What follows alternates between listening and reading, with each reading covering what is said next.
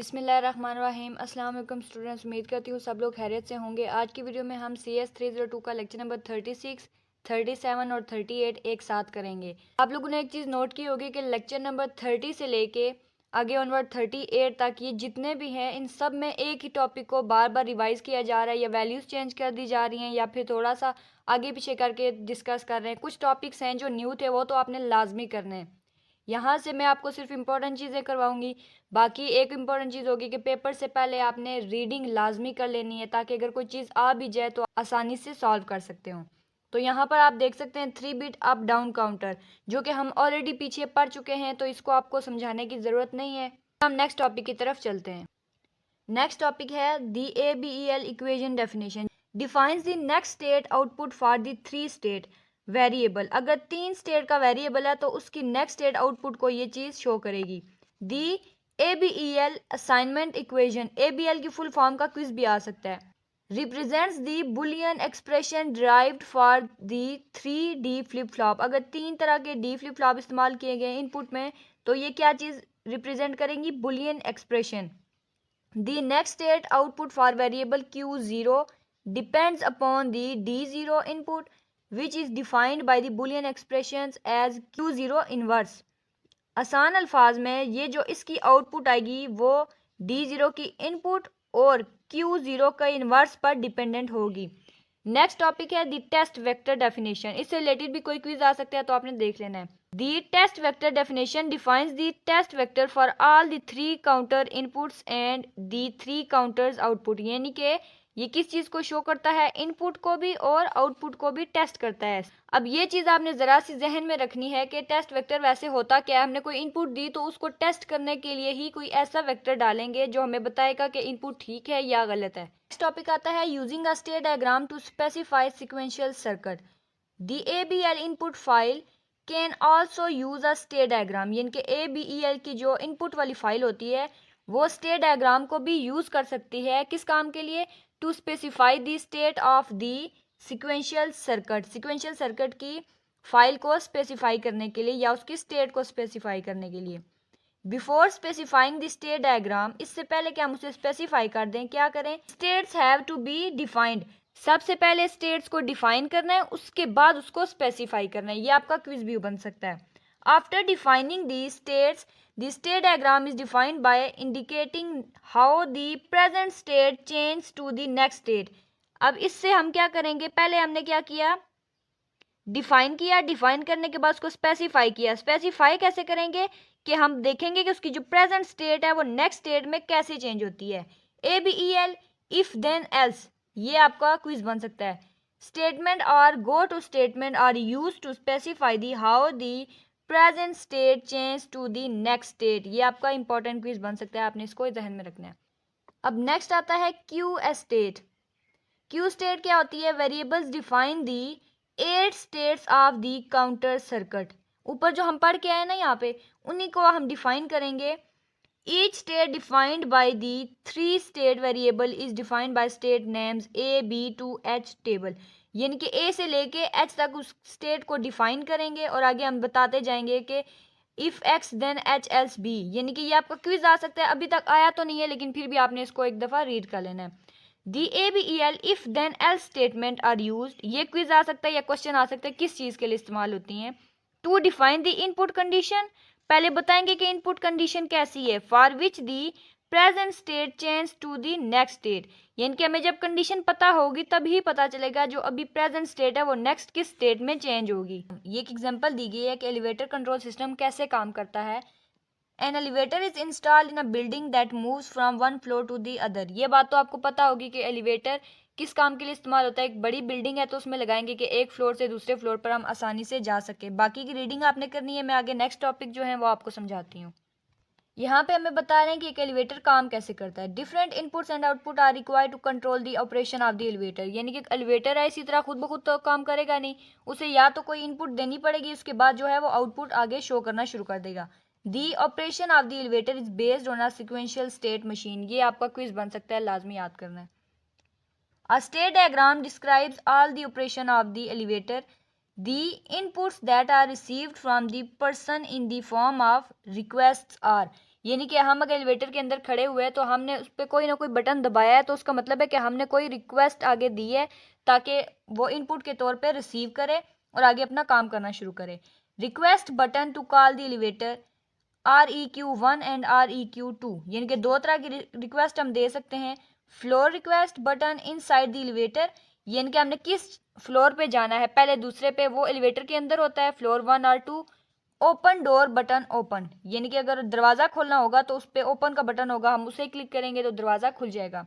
The duration for which the elevator door are open and remain open and the time it takes for the elevator to move from one floor to the next determined by clock signal। आसान अल्फाज में दरवाज़ा कब खुलेगा, कितनी देर के लिए खुलेगा और किस फ्लोर पे जाते हुए कितना टाइम लगेगा, वो किस चीज़ से हम पहले क्लॉक सिग्नल देकर उसको बता देते हैं कि ये वाला बटन दबाएंगे तो आपने ये वाला काम करना है। When the elevator arrives at a floor sensor generates an arrive signal, यानी कि अगर हम पहले फ्लोर से ऊपर वाले फ्लोर की तरफ जा रहे हैं तो यहाँ पे गेट पर बाहर वाली साइड पर वो शो करना शुरू कर देगा कि एलिवेटर आ रहा है। Thus the state machine uses to additional input signal, लिहाजा वो जो स्टेट मशीन है वहाँ पे एडिशनल इनपुट्स भी आ जाएंगी। क्लॉक सिग्नल यानी कि CLO सी के को बताएंगे, या अराइवल सिग्नल की जगह अराइव का बटन दबाना पड़ेगा या वो शो करना शुरू कर देगा। The elevator generates 3 output, elevator generates 3 output, ये आपका क्विज भी बन सकता है। Signals to indicate the door open close, direction of movement of elevator up down and the motion of the elevator waiting या मूविंग। पहला काम कौन सा है, या वो खुला हुआ है या बंद है। दूसरा है एलिवेटर ऊपर की तरफ जा रहा है या नीचे की तरफ। और तीसरा है या तो वेटिंग कर रहा है या फिर एलिवेटर मूव कर रहा है एक फ्लोर से दूसरे फ्लोर की तरफ। तो ये इनपुट इसको कैसे दी जाएंगी, डोर ओपन क्लोज, अगर ओपन है तो डोर को 0 दे देंगे, अगर क्लोज है तो 1 की इनपुट दे देंगे। डायरेक्शन अप डाउन, अगर अप हुई तो 0, डाउन हुई तो 1 इनपुट दे देंगे। मोशन वेटिंग या मूविंग, अगर वेट कर रहा है तो 0 चला जाएगा, अगर मूव कर रहा है तो 1 चला जाएगा। ये सिग्नल होता है एलिवेटर के लिए, क्योंकि वो तो इंग्लिश या उर्दू की ज़बान तो नहीं समझेगा, इसलिए उसको इस तरह बाइनरी फॉर्म में सिग्नल देंगे और वो उसके मुताबिक काम करना शुरू कर देगा। बाकी यहाँ पर ये देखें आप, ये जो स्टेट्स दी गई हैं इसको आप एक दफ़ा रीड करेंगे तो आपको समझ आ जाएगी, जो मैं आपको ऑलरेडी समझा चुकी हूँ। बस यहाँ से आप देखेंगे कि कौन सी स्टेट है, डाउन है, अप है, क्लोज है या ओपन है, तो इसको देखते जाएंगे, आपको इंशाल्लाह समझ आती जाएगी। नेक्स्ट हम आप देखेंगे लेक्चर नंबर 37। इसमें हमें बता दें रिड्यूस नंबर ऑफ इनपुट लैचेज। अभी जो हम पीछे एलिवेटर से रिलेटेड टॉपिक पढ़ के आए हैं, अब उसी को आगे लेकर चल रहे हैं कि अगर हम इनपुट को कम कर देंगे तो कैसे करेंगे। The number of latches used to store external input can be reduced to 2 if the, अब दो तरह से हम उस नंबर को रिड्यूस कर सकते हैं। पहला है request 1 floor 1 and open button output pressed when elevator is on the first floor, अगर वो पहले फ्लोर पर है तो ये वाली चीज़ें हमने प्रेस करनी है। Are stored on the 1 latch, यानी कि पहली लैच पे ये चीज़ स्टोर हो जाएगी। and the request to floor to an open button output pressed when elevator is on the second floor, अगर सेकंड फ्लोर पे होगा तो ये वाली चीज़ें प्रेस होंगी। Are stored on the second latch, अब ये लैच 1 और लैच 2 आप नीचे इसकी डायग्राम भी देखेंगे। This also simplifies the Boolean expression, ये बुलियन एक्सप्रेशन को सिंप्लीफाई और शॉर्ट बना देता है। Required to generate the excitation input, यानी कि एक्साइटेशन इनपुट को जनरेट करने के लिए ये काम ईजी हो जाता है फॉर द नेक्स्ट स्टेट। अगली स्टेट को आसान सी इनपुट जाएगी तो उसमें कॉम्प्लेक्सिटी खत्म हो जाएगी। ये SR1 लैच की डायग्राम है, ये देखें 2 नॉर गेट इस्तेमाल हुए हैं और 2 एंड गेट इस्तेमाल हुए हैं। यहाँ पे नॉर गेट को एक इनपुट दी जा रही है डोर मोशन डायरेक्शन, इनके डोर की हालत क्या है, मूव कर रहा है या रुका हुआ है, तो यहाँ पे इनपुट जाएगी और दूसरी इनपुट यहाँ से जाएगी, ये इस वाले की, जिसको एक रिक्वेस्ट 1 दी गई है और पीछे से एक एंड गेट और दूसरा एंड गेट, दोनों को कनेक्ट कर दिया है। यहाँ से जो भी इनपुट जाती जाएगी फाइनल यहाँ पे हमें रिजल्ट बता देगा और शो करेगा SR लैच को। ये इसकी simplified state table for elevator control for, तो ये आपने एक दफ़ा रीड कर लेना है। अभी तक तो पेपर में नहीं आया लेकिन चांसेस हैं कि आ सकता है, आपके जहन में ये चीज़ होनी चाहिए। अब नेक्स्ट हम देखेंगे the operation of a sequential state machine in the ABEL file is defined in the form of a state diagram instead of a Boolean expression.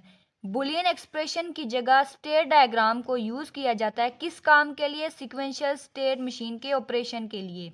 Before defining the state diagram को define करने से पहले हम क्या करते हैं, all the states are defined, states को पहले डिफाइन किया जाता है, फिर उसके बाद स्टेट डायग्राम को डिफाइन किया जाता है। इसकी भी 6 स्टेट होती हैं, बाकी की ये रीडिंग आपने खुद कर लेनी है। The equation defining the set और रीसेट इनपुट, कोई भी इक्वेशन है जो सेट या रीसेट को डिफाइन कर रही है for the two latches SR1 SR2 are defined in the equation part of the ABEL input file. यानी कि सेट या रीसेट को कोई भी इक्वेशन बता रही है कि ये सेट है या रीसेट है, तो उससे पहले क्या हुआ होगा, SR लैच 1 और SR लैच 2 में इस चीज को पहले से बताया गया होगा कि ये ABEL इनपुट है। दी कांस्टेंट क्लॉक, इस चीज को किसके बराबर रखा जाता है, clock is use to indicate that the constant state variable change on the clock transition. यानी कि ये जो स्टेट होती है जब भी क्लॉक ट्रांजिशन दी जाएगी तो वो बदलना शुरू हो जाएगी। इसके बाद FB indicates that the door motion and direction output signal are feedback to the AND gate array। ये भी इंपॉर्टेंट चीज़ है, ये आपका क्विज आ सकता है, आपने इसको जहन में रखना है। अगला जो टॉपिक है वो है traffic signal control system. Traffic signal जो हम रोड्स पे देखते हैं, on each section of the road to sensor determine the presence and arrival of the vehicle.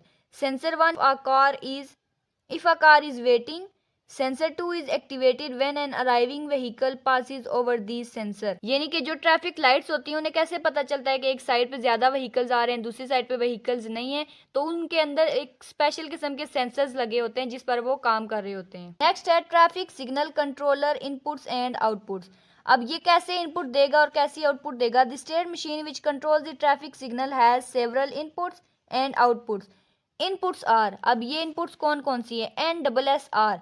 NSSR is activated when a car is over either of 4 sensors on the north south section of the road। NS ये याद रखना है, north और south. East west EW is activated when car is over either of the 4 sensor on east west section of the road। इसी तरह ये वाला आपने देख लेना है कि टाइमर किस चीज के लिए यूज होता है, to count the 5 minute and 1 minute traffic signal cycle. L time signal, L time signal is activated 5 minutes have elapsed, the signal remains active unless the timer is reset। जब तक timer दोबारा नहीं होगा वही signal वहीं पे काम करता रहेगा। S time signal is activated if 1 minute has elapsed, अगर 1 मिनट गुजर गया है, the signal remains active unless the timer is reset, वही एक्टिव रहेगा अगर उस टाइमर को दोबारा से रीसेट ना किया जाए तो उसके बाद इनपुट तो हमने देख लिया, अब आउटपुट कैसे होगी। NSGRN, GRN का मतलब ग्रीन, YEL का मतलब येलो। तो ये क्या कहेगा, green signal controlling the traffic on the north south section. N से नॉर्थ, S से south. The yellow signal controlling the traffic on the north south section. ये आपके क्विज़ के लिहाज से इंपॉर्टेंट है, आपने इसको लाजमी याद करना है। ठीक, इसी तरह आगे है NS रेड, यानी कि रेड कलर किसको देखेगा, नॉर्थ साउथ सेक्शन को। EW ग्रीन, यानी कि ग्रीन कलर देखेगा ईस्ट वेस्ट को, येलो कलर भी ईस्ट वेस्ट को देखेगा, फिर इसी तरह रेड कलर ईस्ट वेस्ट को देखेगा। Signal controlling the traffic on the east west section. TMRST the reset signal which reset the timer after the L time और the S time signals are activated to indicate a time interval of 5 and 1 minutes respectively. यानी कि L time होगा तो 5 minute और S time होगा तो 1 minute. अगर ये चीज़ आपने देख लेनी है कि ये साइन कौन कौन से हैं, बाकी इंपॉर्टेंट नहीं है लेकिन फिर भी एक दफ़ा आपने देख लेना है। और ये जो डायग्राम बनी हुई है आप भी एक नज़र देख लीजिएगा। लेक्चर नंबर 38 आ गया, इसमें देखते हैं क्या है, equation definition. The equation definition for the traffic controller defines the TR state variable depend upon the clock transition. ये आपका क्विज बन सकता है। The timer is reset when the state, timer कब रीसेट होगा, अगर स्टेट हो आइदर NSY2 और EWY2। ये आपका इंपॉर्टेंट क्विज है, आपने इसको याद करना है। आगे टॉपिक आता है analysis of clock synchronous state machine. Analysis of clock synchronous state machine is opposite to this design and implementation procedure studied. हमने जितनी भी पीछे डिज़ाइनिंग पढ़ी है या फिर इम्प्लीमेंटेशन पढ़ी है उसके एकदम बरअक्स होगा, यानी कि उसके मुखालिफ काम करेगा। In the analysis procedure and implemented state machine is described in terms of state table और state diagram which specifies all the next state. इसमें सारी की सारी नेक्स्ट स्टेट को स्पेसिफाई कर दिया जाता है output for all possibilities of the current state and input, यानी कि इनपुट की और करंट स्टेट की जितनी भी आगे पॉसिबिलिटीज बन सकती हैं उन सब को पहले से ही डिफाइन कर दिया जाता है कि अगर सिग्नल ग्रीन होगा तो क्या काम करना है, अगर रश ज़्यादा होगा तो कैसे काम करना है, ये सारी चीज़ें पहले से बताई जाती हैं, तो उसके मुताबिक आउटपुट आना शुरू हो जाती है। The analysis of a clock synchronous state machine has 3 basic steps. इसके 3 बेसिक स्टेप होते हैं। पहला स्टेप है determine the next state output function F and जी।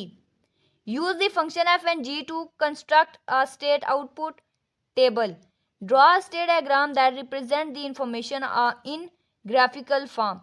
तो ये जो पहले वाली टाइप है उसमें नेक्स्ट स्टेट कैसी होगी, एफ करंट स्टेट या फिर इनपुट, आउटपुट होगी जी करंट स्टेट या फिर इनपुट। में एक S R flip flop transition table दिया गया है जिसे हम ऑलरेडी पढ़ भी चुके हैं। अगर पहली वाली जीरो दूसरी डोंट केयर कंडीशन होगी तो दोनों जीरो हो जाएंगे, अगर पहली वाली डोंट केयर दूसरी जीरो होगी तो दोनों वन हो जाएंगे। दरमियान में आता है अगर पहली वन दूसरी जीरो तो इसी तरह हो जाएगी, उसका उलट हो जाएगा 0 1, और अगर पहली वाली 0 1 होगी तो दूसरी 1 0 हो जाएगी। स्टेट टेबल ऑफ अ मेले मशीन दिया गया है, इसको आप देख के डायग्राम आगे बनाएंगे, यानी कि प्रेजेंट नेक्स्ट स्टेट इनेबल 1 हो 0 हो, फिर आउटपुट आ जाएगी मैक्सिमम इनेबल 0 या आउटपुट मैक्सिमम इनेबल 1। तो इसी को मद्देनजर रख के हमारी आगे डायग्राम कैसी बनेगी, ये इस तरह की हमारी डायग्राम बनेगी। आप पीछे टेबल देखते जाओगे और इसके अंदर दायरे बना के ऊपर लूप्स लगाते जाओगे, तो ये मेले मशीन की डायग्राम हो जाएगी। इसी तरह मोरे मशीन का स्टेट टेबल देखकर हम आगे इसकी भी डायग्राम बनाएंगे जो कि कुछ इस तरह से नजर आएगी मोरे मशीन। अब उसी टेबल को देख के हम आगे मोरे मशीन की भी डायग्राम बनाएंगे, ये भी बिल्कुल मेले मशीन की तरह होगी, बस उसमें थोड़ी सी चेंजिंग होंगी। तो आपने इसको भी एक दफ़ा देख लेना है, क्योंकि ये सारी चीज़ें हम ऑलरेडी पिछले लेक्चर्स में पढ़ चुके हैं, इसलिए मैंने आपको ज़्यादा डिटेल में कुछ भी नहीं समझाया। तो उम्मीद करती हूँ लेक्चर की आपको समझ आई होगी। नेक्स्ट लेक्चर नंबर 39 से लेके ऑनवर्ड 45 तक इंशाल्लाह आपको पूरी डिटेल से सब कुछ समझा जाएगा। तो मिलते हैं नेक्स्ट वीडियो में, रखिएगा अपना बहुत सारा ख्याल। अल्लाह हाफिज़।